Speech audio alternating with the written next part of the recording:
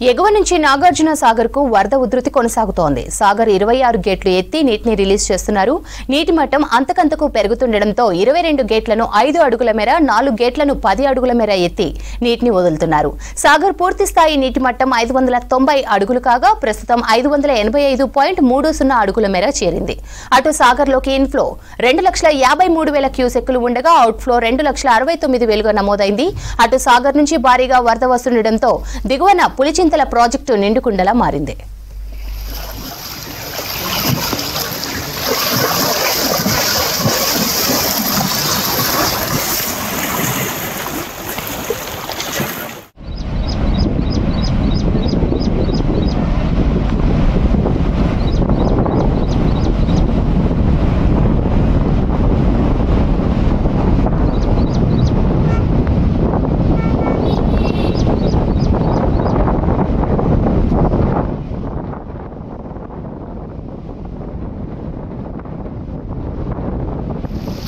నేను ఏం చేస్తాను